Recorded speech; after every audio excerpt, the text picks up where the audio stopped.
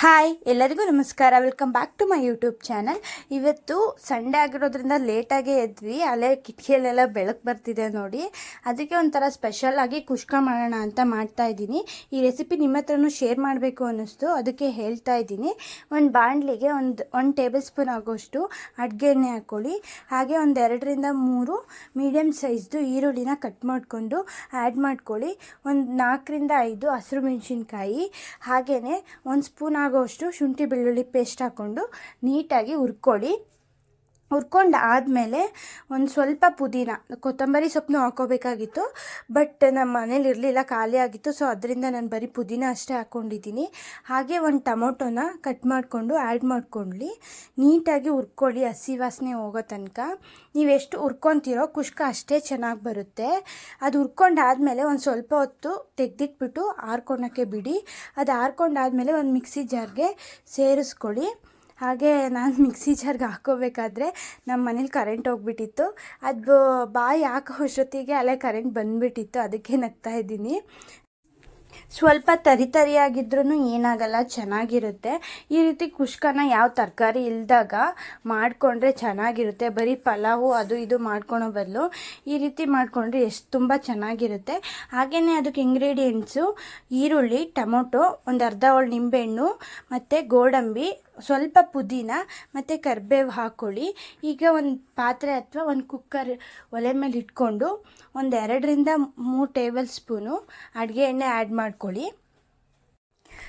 ಯಾವುದೇ ಪಲಾವು ಅಥವಾ ಯಾವುದೇ ಥರ ಕುಷ್ಕ ಮಾಡಿದ್ರು ಅಷ್ಟೇ ನಾನು ಸ್ಪೈಸಸ್ ಅಷ್ಟೊಂದು ಜಾಸ್ತಿ ಆ್ಯಡ್ ಮಾಡ್ಕೊಳಲ್ಲ, ಯಾಕಂದರೆ ಅಷ್ಟು ಸ್ಪೈಸಸ್ ನನಗೆ ಇಷ್ಟ ಆಗಲ್ಲ.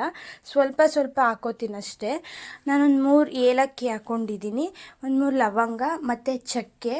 ಪಲಾವ್ ಎಲೆ ಏನು ಹಾಕೊಳಕ್ಕೆ ಹೋಗಿಲ್ಲ, ಅದು ನಮ್ಮ ಮನೇಲಿ ಖಾಲಿ ಆಗಿತ್ತು, ಸೊ ಹಾಕೊಳಕ್ಕೆ ಹೋಗಲಿಲ್ಲ. ಅಷ್ಟು ಹಾಕ್ಕೊಂಡಿದ್ದೀನಿ. ಒಗ್ಗರಣೆಗೆ ಈಗ ನಾವು ಹೆಚ್ಚಿಟ್ಕೊಂಡಿರೋ ಅಂಥ ಈರುಳ್ಳಿನ ಆ್ಯಡ್ ಮಾಡ್ಕೋಬೇಕು. ಅದನ್ನು ನೀಟಾಗಿ ಎಣ್ಣೆಯಲ್ಲಿ ಫ್ರೈ ಮಾಡೋದ್ರಿಂದ ತಾನೇ ಚೆನ್ನಾಗಿ ಬರೋದು.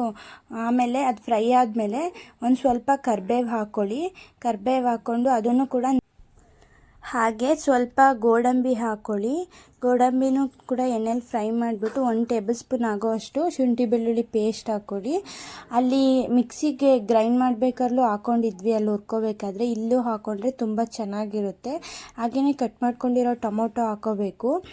ಯಾಕೆ ಶುಂಠಿ ಬೆಳ್ಳುಳ್ಳಿ ಪೇಸ್ಟ್ 2 ಟೈಮ್ ಹಾಕ್ಕೊಂಡೆ ಅಂದರೆ ಅಲ್ಲಿ ಹುರ್ಕೊಂಡಿರ್ತೀವಲ್ಲ ಅಷ್ಟು ಸ್ಮೆಲ್ ಇರಲ್ಲ. ಇಲ್ಲಿ ಒಗ್ಗರಣೆಗೆ ಹಾಕೊಂಡ್ರೆ ಇನ್ನೂ ತುಂಬ ಚೆನ್ನಾಗಿರುತ್ತೆ. ಹಾಗೆ ಪುದೀನೂ ಅಷ್ಟೇ, ಅಲ್ಲಿ ಹುರ್ಕೋಬೇಕಾದ್ರೂ ಹಾಕ್ಕೊಂಡಿದ್ದೆ, ಇಲ್ಲಿಗೂ ಹಾಕ್ಕೊಂಡ್ರೆ ಸ್ಮೆಲ್ ತುಂಬ ಚೆನ್ನಾಗಿರುತ್ತೆ ಕುಷ್ಕದು, ಅದರಿಂದ ಇಲ್ಲೂ ಹಾಕ್ಕೊಂಡಿದ್ದೀನಿ. ಹಾಗೆ ಒಂದು ಅರ್ಧ ಕಪ್ಪಷ್ಟು ಮೊಸರು ಆ್ಯಡ್ ಮಾಡ್ಕೊಂಡಿದ್ದೀನಿ. ಒಂದು ಸ್ವಲ್ಪ ಅರಿಶಿನದ ಪುಡಿ ಆ್ಯಡ್ ಮಾಡಿಕೊಂಡು ನೀಟಾಗಿ ಮಿಕ್ಸ್ ಮಾಡ್ಕೊಂಡಿದ್ದೀನಿ. ಹಾಗೆ ಒಂದು ಅರ್ಧ ಟೇಬಲ್ ಸ್ಪೂನಷ್ಟು ಪೆಪ್ಪರು, ಒಂದು ಅರ್ಧ ಟೇಬಲ್ ಸ್ಪೂನಷ್ಟು ಚಿಲ್ಲಿ ಪೌಡರು, 1 ಸ್ಪೂನಷ್ಟು ಧನಿಯಾ ಪುಡಿ ಹಾಕ್ಕೊಂಡು ಆ್ಯಡ್ ಮಾಡ್ಕೊಂಡು ನೀಟಾಗಿ ಮಿಕ್ಸ್ ಮಾಡ್ಕೊಳ್ಳಿ. ಹಾಗೆಯೇ ಮಿಕ್ಸ್ ಮಾಡ್ಕೊಂಡಾದಮೇಲೆ ನಾವು ರುಬ್ಕೊಂಡಿರ್ತೀವಲ್ಲ ಖಾರ, ಅದನ್ನು ಆ್ಯಡ್ ಮಾಡಿಕೊಂಡು ಅದನ್ನು ನೀಟಾಗಿ ಮಿಕ್ಸ್ ಮಾಡಿಕೊಂಡು ನಿಮಗೆ ರುಚಿಗೆ ತಕ್ಕಷ್ಟು ಉಪ್ಪು ಹಾಕ್ಕೊಂಡು ಒಂದು ಅರ್ಧ ಹೋಳು ನಿಂಬೆಹಣ್ಣು ಹಿಂಡ್ಕೊಂಡಾದ್ಮೇಲೆ ನೀಟಾಗಿ ಮಿಕ್ಸ್ ಮಾಡಬೇಕು. ಹಸಿ ವಾಸನೆ ಹೋಗೋ ಥರ, ಮಸಾಲೆದೆಲ್ಲ ಹಸಿ ವಾಸನೆ ಹೋಗೋ ಥರ ಬೇಯಿಸಾದ್ಮೇಲೆ ನೆನೆಸಿಟ್ಕೊಂಡಿರ್ತೀವಲ್ಲ ಅಕ್ಕಿ, ನಾನು ಬಾಸುಮತಿ ಮತ್ತು ಸೋನಾ ಮಸೂರಿ 2 ಅಕ್ಕಿನೂ ಹಾಕಿ ಮಿಕ್ಸ್ ಮಾಡಿ ಹಾಕ್ತಾಯಿದ್ದೀನಿ, ತುಂಬ ಚೆನ್ನಾಗಿರುತ್ತೆ ಅಂತ ಹೇಳಿ. ಅದನ್ನು ಅಷ್ಟೇ ಅಕ್ಕಿನೂ ಮಸಾಲೆಯಲ್ಲಿ ನೀಟಾಗಿ ಹುರಿದ್ರೆ ಅಕ್ಕಿಗೆ ಮಸಾಲೆ ಎಲ್ಲ ಸೇರ್ಕೊಳುತ್ತೆ, ಆವಾಗ ಇನ್ನೂ ಚೆನ್ನಾಗಿರುತ್ತೆ. ನಾನು 1 ಕಪ್ಪಷ್ಟು ಅಕ್ಕಿ ತಗೊಂಡಿದ್ದೀನಿ, 2 ಕಪ್ಪಷ್ಟು ನೀರು ಹಾಕ್ಕೊಂಡು ಲಿಡ್ ಕ್ಲೋಸ್ ಮಾಡಿ 1 ವಿಸಿಲ್ ಆದಮೇಲೆ ಓಪನ್ ಮಾಡಿ ರುಚಿಯಾದ ಕುಷ್ಕ ರೆಡಿಯಾಗಿರುತ್ತೆ. ಈ ಥರ ಕುಷ್ಕ ಮಾಡೋದ್ರಿಂದ ತುಂಬ ಅಂದರೆ ತುಂಬ ಚೆನ್ನಾಗಿರುತ್ತೆ. ಎಷ್ಟು ಉದ್ರಾಗಿ ಬಂದಿತ್ತು ಅಂದರೆ ತುಂಬ ಚೆನ್ನಾಗಿ ಬಂದಿತ್ತು, ನನಗಂತೂ ತುಂಬ ಇಷ್ಟ ಆಯಿತು. ಈ ಕುಷ್ಕನ ನೀವು ಮಾಡಿಬಿಟ್ಟು ಕಮೆಂಟಲ್ಲಿ ಹೇಗಿದೆ ಅಂತ ತಿಳಿಸಿ, ಅದಂತೂ ಮರಿಬೇಡಿ ಹೇಗಿದೆ ಅಂತ ತಿಳಿಸೋದನ್ನ. ನೋಡಿ ಎಷ್ಟು ಚೆನ್ನಾಗಿ ಬಂದಿದೆ, ತುಂಬ ಅಂದರೆ ತುಂಬ ಚೆನ್ನಾಗಿ ಬಂದಿದೆ. ಹಾಗೆಯೇ ಇದು ಮಧ್ಯಾಹ್ನನೂ ಅಷ್ಟೇ. ಇವತ್ತು ಸಂಡೇ ಅಲ್ವಾ, ಚಿಕನ್ ಏನು ಬೇಡ, ನಮ್ಮ ಮನೆಯವ್ರು ಬಂದಿದ್ದಾಗ ಮೊನ್ನೆ ಶುಕ್ರವಾರ ತಂದಿದ್ವಿ, ಇವತ್ತೇನು ಚಿಕನ್ ಬೇಡ ಅಂತ ಹೇಳಿ ನನ್ನ ತಂಗಿ ಒಂದು ವಾರದಿಂದ ಕೇಳ್ತಾ ಇದ್ಲು, ಅಮ್ಮ ಗುಲಾಬ್ ಜಾಮೂನ್ ಮಾಡಿಕೊಡು ಅಂತ. ಅದಕ್ಕೆ ಅಮ್ಮ ಇವತ್ತು ಗುಲಾಬ್ ಜಾಮೂನ್ ಮಾಡಿಕೊಡ್ತಾ ಇದ್ದಾರೆ. ಹಂಗೆ ಗುಲಾಬ್ ಜಾಮೂನ್ ಜೊತೆ ಪನ್ನೀರ್ ಮಸಾಲನೂ ಮಾಡ್ತಾಯಿದ್ದಾರೆ. 2 ಚೆನ್ನಾಗಿದ್ವು. ಹಾಗೆ ನಾನು ಕೂಡ ಇವತ್ತು ಹೆಲ್ಪ್ ಮಾಡ್ತಾಯಿದ್ದೀನಿ ಅವರಿಗೆ ಗುಲಾಬ್ ಜಾಮೂನ್ ಮತ್ತು ಪನ್ನೀರ್ ಮಸಾಲ ಮಾಡೋದು. ಮಧ್ಯಾಹ್ನ ಏನು ಚಪಾತಿ ಮಾಡ್ಕೊಳ್ಳಿಲ್ಲ, ರೈಸ್ ಮಾಡ್ಕೊಂಡು ತಿಂದ್ವಿ. ನೈಟ್ ಚಪಾತಿ ಮಾಡ್ಕೊಂಡ್ವಿ ಪನ್ನೀರ್ ಮಸಾಲಾಗೆ. ಎಲ್ಲರೂ ಮಾಡೋ ಥರನೇ ಗುಲಾಬ್ ಜಾಮೂನ್ ನಾವು ಕೂಡ ಮಾಡೋದು. ಅದ್ರದ್ದು ರೆಸಿಪಿ ಹೇಳ್ತೀನಿ, ನೋಡಿ ಕೇಳಿ. ಗುಲಾಬ್ ಜಾಮೂನ್ಗೆ ಅದು ಪುಡಿ ತೊಗೊಂಡ್ಬಿಟ್ಟು ಅದಕ್ಕೆ ಹಾಲು ಮಿಕ್ಸ್ ಮಾಡಿ ಕಲಿಸ್ಕೋಬೇಕು, ಆವಾಗ ಚೆನ್ನಾಗಿರುತ್ತೆ. ಹಾಲು ಮಿಕ್ಸ್ ಮಾಡಿ ಕಲಿಸ್ಕೊಂಡು ಅದು ಕಲಿಸಿದ ತಕ್ಷಣವೇ ಉಂಡೆ ಕಟ್ಬಿಡಬೇಕು, ಆವಾಗ ಚೆನ್ನಾಗಿ ಬರುತ್ತೆ. ಇಲ್ಲಾಂದರೆ ಒಡೆದ್ಬಿಡುತ್ತೆ. ಫಸ್ಟಿಗೆ ಸಕ್ಕರೆ ಪಾಕ ಕಾಸ್ಕೊಂಡ್ಬಿಡ್ತೀವಿ, ಕಾಸ್ಕೊಂಡು ಸೈಡಿಗೆ ಇಟ್ಕೊಂಡು ಆಮೇಲೆ ಇದನ್ನು ನೀಟಾಗಿ ಕಲಿಸ್ಕೊಂಡ್ಬಿಟ್ಟು ಉಂಡೆ ಮಾಡಿಕೊಂಡು ಅದು ಸ್ವಲ್ಪ ಸ್ವಲ್ಪ ಎಣ್ಣೆ ಹಾಕ್ಕೊಂಡು ಉಂಡೆ ಮಾಡಿಕೊಂಡ್ರೆ ಒಡ್ಕೊಳಲ್ಲ, ಚೆನ್ನಾಗಿರುತ್ತೆ. ಗುಲಾಬ್ ಜಾಮೂನ್ ಯಾವಾಗಲೇ ಮಾಡಬೇಕಾದ್ರೂ ಅಷ್ಟೇನೆ ಎಣ್ಣೆ ಹಾಕ್ಕೊಂಡು ಉಂಡೆ ಕಟ್ಕೊಳ್ಳಿ, ಯಾಕಂದರೆ ಸ್ವಲ್ಪ ಕ್ರ್ಯಾಕ್ ಆದ್ರೂ ಎಣ್ಣೆಯಲ್ಲಿ ಅಥವಾ ಪಾಕದಲ್ಲಿ ಒಡ್ಕೊಳೋ ಚಾನ್ಸಸ್ ತುಂಬ ಇರುತ್ತೆ ಗುಲಾಬ್ ಜಾಮೂನು. ಸೊ ಅದರಿಂದ ಅಷ್ಟೇ ನೀಟಾಗಿ ಉಂಡೆ ಕಟ್ಟಬೇಕಾದ್ರೂ ಅಷ್ಟೇ ಕ್ರ್ಯಾಕ್ಸ್ ಇರಬಾರ್ದು, ಆ ಥರ ಉಂಡೆ ಕಟ್ಟಿ. ಸಕ್ಕರೆ ಪಾಕಕ್ಕೆ ಸ್ವಲ್ಪ ಅಲ್ಲ, ನನಗೆ ಏಲಕ್ಕಿ ಪುಡಿ ಜಾಸ್ತಿನೇ ಇದ್ರೇ ಚೆನ್ನಾಗಿರುತ್ತೆ. ಸೊ ಅದಕ್ಕೆ ಏಲಕ್ಕಿ ಪುಡಿ ಹಾಕ್ಕೊಂಡು ನೀಟಾಗಿ ಸಕ್ಕರೆ ಪಾಕ ಮಾಡ್ಕೊಳ್ಳಿ. ನಾನು ಇಲ್ಲಿ ಉಂಡೆ ಕಟ್ತಾಯಿದ್ದೀನಿ ಎಣ್ಣೆ ಹಾಕ್ತಾ. ನಮ್ಮಮ್ಮ ಆ ಕಡೆ ಪನ್ನೀರ್ ಮಸಾಲಾಗೆ ರೆಡಿ ಮಾಡ್ಕೊತಿದ್ದಾರೆ, ಅಲ್ಲಿ ಇಟ್ಕೊಂಡಿದ್ರು ಪನ್ನೀರ್ ಮಸಾಲ ಮಾಡೋಕ್ಕೆ. ನಾನು ಈ ಕಡೆ ಬನ್ನಿ ಅಮ್ಮ, ನಾನು ಆ ಕಡೆ ಮಾಡ್ಕೊತೀನಿ ಉಂಡೆನ, ಈ ಕಡೆ ಒಂದು ಸ್ವಲ್ಪ ರೆಸಿಪಿ ತೋರಿಸಿ ಅಂತ ಅಂದೆ, ಅದಕ್ಕೆ ಈ ಕಡೆ ಇಟ್ಕೊಂಡಿದ್ದಾರೆ. ಅವರೂ ಅಷ್ಟೇನೆ ಈರುಳ್ಳಿ, ಟೊಮೊಟೊ, ಶುಂಠಿ ಎಲ್ಲ ಮಿಕ್ಸ್ ಮಾಡಿಕೊಂಡು ಫಸ್ಟು ಅದನ್ನು ಹುರ್ಕೊಂಡ್ಬಿಟ್ಟು ಆಮೇಲೆ ರುಬ್ಕೊತಾರೆ. ಈ ಥರ ಮಾಡೋದ್ರಿಂದನೂ ಇದು ಅಷ್ಟೇ ತುಂಬ ಚೆನ್ನಾಗಿರುತ್ತೆ. ನಿಮಗೂ ಎಲ್ಲ ಗೊತ್ತಿರುತ್ತೆ ಅನಿಸುತ್ತೆ ಈ ಪನ್ನೀರ್ ಮಸಾಲ ಬಗ್ಗೆ, ಅದನ್ನು ಹೇಳ್ತಾ ಇದ್ದೀನಿ. ನೀಟಾಗಿ ಹುರ್ಕೊಂಡು ಮಾಡೋದ್ರಿಂದ ತುಂಬ ಅಂದರೆ ತುಂಬ ಚೆನ್ನಾಗಿರುತ್ತೆ. ಸ್ವಲ್ಪ ಟೊಮೊಟೊನ ಜಾಸ್ತಿನೇ ಹಾಕಿ, ಯಾಕಂದರೆ ಟೊಮೊಟೊ ಫ್ಲೇವರ್ ಇದ್ದಷ್ಟು ಚೆನ್ನಾಗಿರುತ್ತೆ. ಹಾಗೆ ಗೋಡಂಬಿ ಹಾಕಿ ಹುರ್ಕೊಳ್ಳಿ.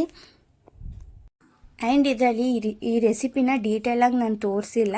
ನಿಮ್ಗೇನಾದರೂ ಈ ರೆಸಿಪಿ ಬೇಕು ಅಂದರೆ ಮಾತ್ರ ಕಮೆಂಟ್ ಹಾಕಿ, ನಾನು ಆ ರೆಸಿಪಿ ಹಾಕ್ತೀನಿ.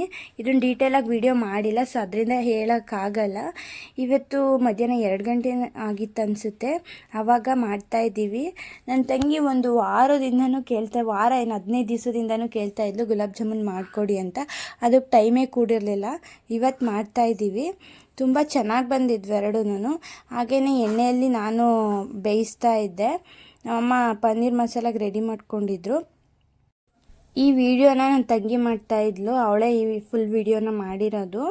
ಹಾಗೆ ಪಾಪು ಕೂಡ ಮಲ್ಕೊಂಡ್ಬಿಟ್ಟಿದ್ದ, ಅದರಿಂದ ನಾವು ಇದನ್ನೆಲ್ಲ ಮಾಡೋಕ್ಕಾಗಿರೋದು. ಅವನೇನಾದರೂ ಎದ್ದಿದ್ರೆ ಅವನು ನೋಡ್ಕೊಳೋದೇ ಆಗಿತ್ತು, ಮಾಡೋಕ್ಕಾಗ್ತಾ ಇರಲಿಲ್ಲ. ಇವತ್ತು ಕೊತ್ತಂಬರಿ ಸೊಪ್ಪು ಮನೇಲಿ ಖಾಲಿ ಆಗಿತ್ತು, ಸೊ ಅದರಿಂದ ಯಾವುದಕ್ಕೂ ಹಾಕೋಕ್ಕೆ ಆಗಲಿಲ್ಲ. ಅದನ್ನು ರುಬ್ಕೊಂಡು ನೀಟಾಗಿ ಪೇಸ್ಟ್ ಮಾಡ್ಕೋಬೇಕು, ಅವಾಗ ಮಾತ್ರ ಪನ್ನೀರ್ ಮಸಾಲೆ ಚೆನ್ನಾಗಿ ಬರೋದು.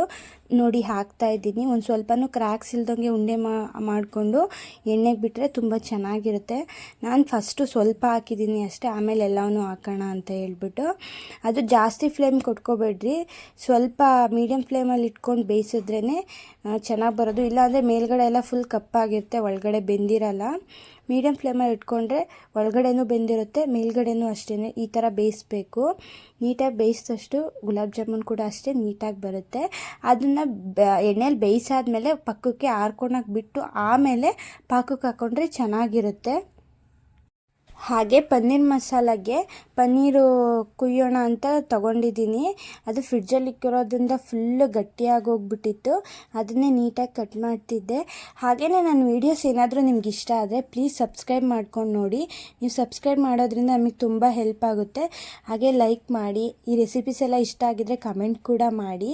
ಈಗ ಅದನ್ನೆಲ್ಲ ರುಬ್ಕೊಂಡಾದಮೇಲೆ ನಮ್ಮಮ್ಮ ಅದಕ್ಕೆ ಒಗ್ಗರಣೆ ಹಾಕ್ಕೊತಿದ್ದಾರೆ.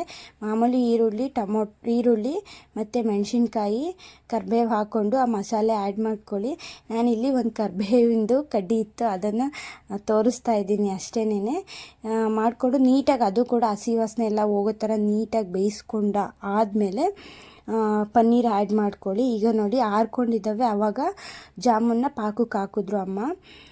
ನನ್ನ ತಂಗಿ ಸ್ವಲ್ಪ ಪನ್ನೀರನ್ನ ಸಣ್ಣದಾಗೆ ಕುಯ್ದುಬಿಟ್ಟಿದ್ಲು. ನಾನು ಕುಯ್ತಾ ಇದ್ದೆ, ನಾನು ಕುಯ್ತೀನಿ ಕೊಡು ಅಂತ ಇಸ್ಕೊಂಡು ಕಟ್ ಮಾಡಿದ್ಲು. ನೋಡಿದ್ರೆ ಸಣ್ಣಗೆ ಕಟ್ ಮಾಡಿಬಿಟ್ಟಿದ್ಲು, ಅದು ಫುಲ್ಲು ಸಣ್ಣದಾಗಿ ಆಗೋಗಿದ್ವು. ಹಾಗೆ ಚಿಲ್ಲಿ ಪೌಡರ್ ಎಲ್ಲ ಆ್ಯಡ್ ಮಾಡಿಕೊಂಡು ಪನ್ನೀರನ್ನ ಮಿಕ್ಸ್ ಮಾಡಿದ್ಮೇಲೆ ಪನ್ನೀರೆಲ್ಲ ರೆಡಿ ಆಯಿತು. ತುಂಬ ಚೆನ್ನಾಗಿ ಬಂದಿತ್ತು. ಹಾಗೆ ನಾವು ಅಡುಗೆ ಮಾಡೋ ಅಷ್ಟೊತ್ತಿಗೆ ಪಾಪುನು ಎದ್ದಿದ್ದೆ. ಅಮ್ಮ ಅಡುಗೆ ಮನೆಯೆಲ್ಲ ಹಾಗೆ ಕ್ಲೀನ್ ಮಾಡ್ಕೊತಿದ್ದಾರೆ. ನಾನು ಪಾಪುನ ಎತ್ಕೊಂಡು ಬಂದೆ. ಎಲ್ಲ ಅಡುಗೆನೂ ರೆಡಿ ಆಯಿತು. ಇವಾಗ ಚಪಾತಿ ಏನು ಬೇಡ, ಸಂಜೆ ಮಾಡ್ಕೊಳ್ಳೋಣ ಅಂತ ಹೇಳಿ ಇವಾಗ ರೈಸ್ ಅಷ್ಟೇ ಮಾಡ್ಕೊಂಡ್ವಿ. ಲಾಸ್ಟಲ್ಲಿ ಪನ್ನೀರ್ ಮಸಾಲೆಗೆ ಸ್ವಲ್ಪ ಬೆಣ್ಣೆ ಹಾಕಿದ್ರು, ತುಂಬ ಚೆನ್ನಾಗಿತ್ತು. ಹಾಗೆಯೇ ನಾವು ಯಾವ ಥರ ವೀಡಿಯೋಸ್ ಮಾಡಬೇಕು ಅಂತ ಕಮೆಂಟ್ ಮಾಡಿ, ಅದೇ ಥರ ವೀಡಿಯೋಸ್ ಮಾಡ್ತೀವಿ. ಇವೆರಡು ರೆಸಿಪಿನೂ ತುಂಬ ಚೆನ್ನಾಗಿದ್ವು, ನಾವು ಕೂಡ ತಿಂದ್ವಿ. ಹಾಗೆ ಈ ರೆಸಿಪಿ ಹೇಗೆ ಬಂದಿದೆ ಅಂತ ಕಮೆಂಟ್ ಮಾಡಿ. ವಿಡಿಯೋ ನೋಡಿದ್ದಕ್ಕೆ thank you so much. Thank you for watching. ವಿಡಿಯೋನ ಇಲ್ಲಿಗೆ ಎಂಡ್ ಮಾಡಿ.